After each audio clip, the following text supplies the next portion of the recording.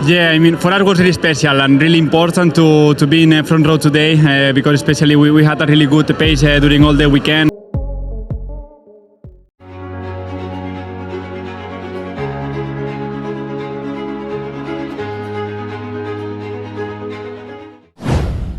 MotoGP Jepang 2025, masalah Pecco Bagnaia pindah ke Alex Marquez, butuh keajaiban agar gelar tak dikunci di Motegi.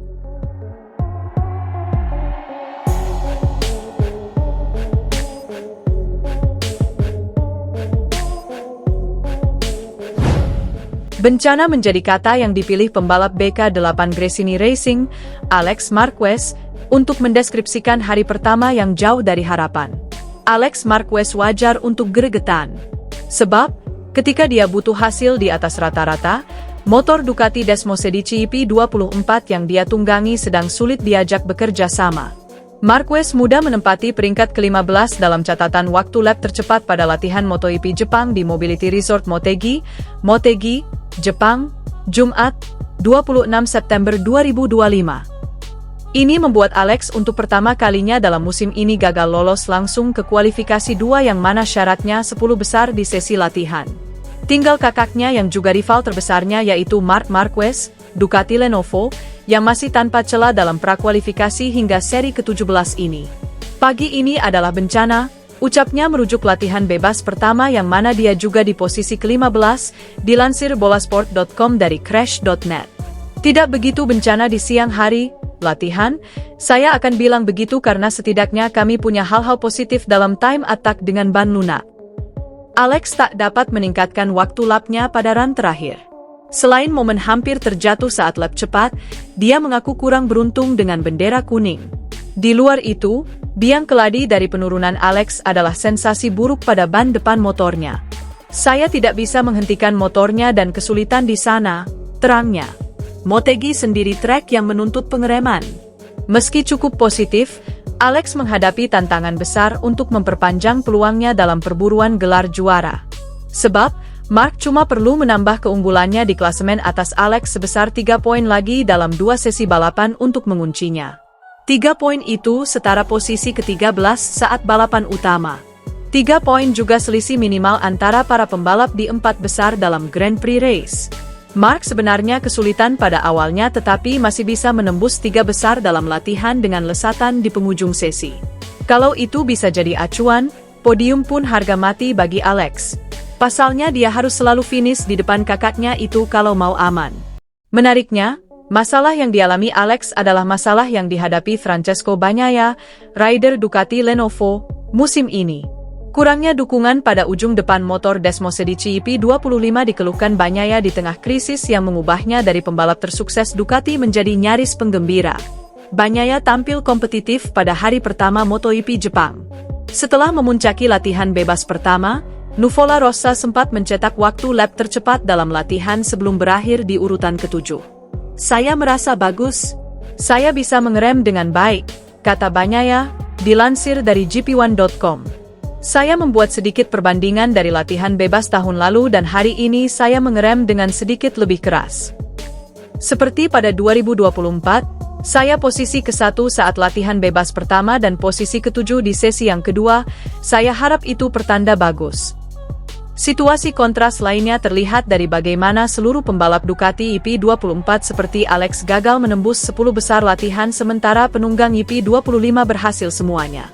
Kesuksesan Bagnaia mengundang sorotan semenjak penurunan signifikan yang dialaminya turut memengaruhi kabar tentang masa depannya di Ducati. Sky Sport Italia melaporkan sejumlah perubahan pada motor juara MotoGP 2 kali itu di bagian fork dan swing arm hingga peranti pengatur ketinggian yang diambil dari tahun lalu. Meski begitu, dari tahun ini jagat MotoGP belajar agar jangan terburu-buru menyimpulkan akhir dari nestapa Bagnaia meski tanda-tandanya positif sekalipun. Bukan cuma sekali Bagnaia terlihat semeringah dengan peningkatan yang dirasakan hanya untuk dikecewakan kemudian. Dia pun kali ini enggan memasang target muluk-muluk. Target besok adalah berada di 5 besar, bahkan di kualifikasi, saya akan mencobanya, tukas murid Valentino Rossi itu. Pembalap Ducati Lenovo, Francesco Bagnaia, berhasil menjadi yang tercepat pada kualifikasi MotoGP Jepang 2025 sekaligus mengasapi Marc Marquez. Hasil mengejutkan terjadi dalam sesi kualifikasi MotoGP Jepang 2025 di Twin Ring Motegi, Jepang, Sabtu, 27 September 2025. Penampilan Marc Marquez hari ini lenyap dihapuskan oleh lesatan Francesco Bagnaia yang seakan telah bangkit dari tidur panjangnya. Bagnaia membukukan rekor lap baru di kualifikasi MotoGP Jepang dengan 1 menit 42,911 detik. Di belakangnya ada Joan Mir, Honda HRC Castrol, yang hari ini tampil luar biasa, bergerilya diam-diam menunjukkan kekuatan baru RC213V dalam seri IP kandang di negeri matahari terbit. Lesatan Mir menggusur Marc Marquez yang tadinya sempat nangkring di posisi pertama, lalu berakhir di posisi ketiga kualifikasi.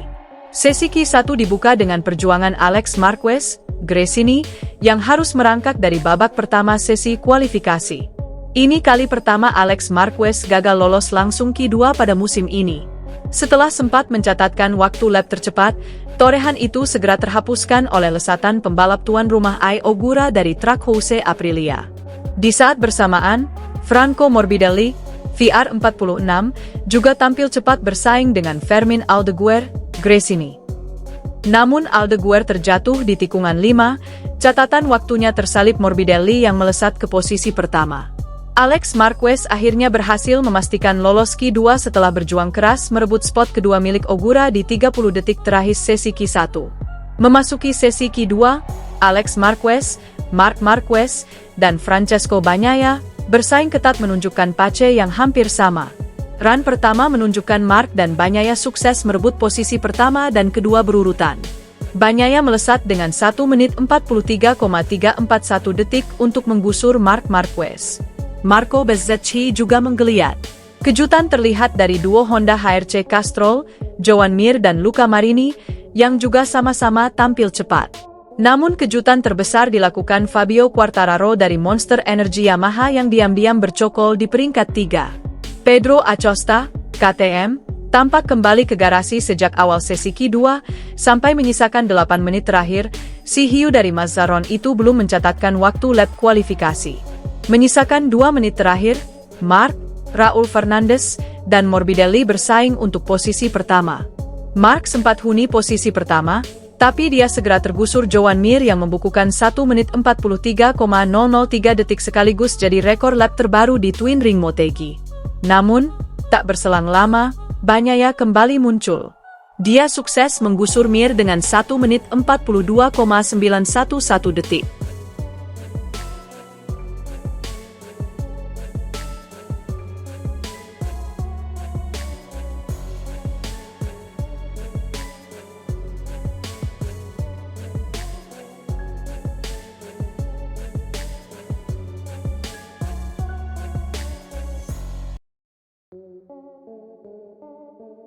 Bencana menjadi kata yang dipilih pembalap BK8 Gresini Racing, Alex Marquez, untuk mendeskripsikan hari pertama yang jauh dari harapan. Alex Marquez wajar untuk gregetan. Sebab, ketika dia butuh hasil di atas rata-rata, motor Ducati Desmosedici IP24 yang dia tunggangi sedang sulit diajak bekerja sama. Marquez mudah menempati peringkat ke-15 dalam catatan waktu lap tercepat pada latihan MotoGP Jepang di Mobility Resort Motegi, Jepang, Jumat, 26 September 2025. Ini membuat Alex untuk pertama kalinya dalam musim ini gagal lolos langsung ke kualifikasi 2 yang mana syaratnya 10 besar di sesi latihan. Tinggal kakaknya yang juga rival terbesarnya yaitu Marc Marquez, Ducati Lenovo, yang masih tanpa celah dalam prakualifikasi hingga seri ke-17 ini. Pagi ini adalah bencana, ucapnya merujuk latihan bebas pertama yang mana dia juga di posisi ke-15, dilansir bolasport.com dari crash.net. Tidak begitu bencana di siang hari, latihan, saya akan bilang begitu karena setidaknya kami punya hal-hal positif dalam time attack dengan ban lunak. Alex tak dapat meningkatkan waktu lapnya pada run terakhir. Selain momen hampir terjatuh saat lap cepat, dia mengaku kurang beruntung dengan bendera kuning. Di luar itu, biang keladi dari penurunan Alex adalah sensasi buruk pada ban depan motornya. Saya tidak bisa menghentikan motornya dan kesulitan di sana, terangnya. Motegi sendiri trek yang menuntut pengereman. Meski cukup positif, Alex menghadapi tantangan besar untuk memperpanjang peluangnya dalam perburuan gelar juara. Sebab, Mark cuma perlu menambah keunggulannya di klasemen atas Alex sebesar 3 poin lagi dalam 2 sesi balapan untuk menguncinya. 3 poin itu setara posisi ke-13 saat balapan utama. 3 poin juga selisih minimal antara para pembalap di 4 besar dalam Grand Prix race.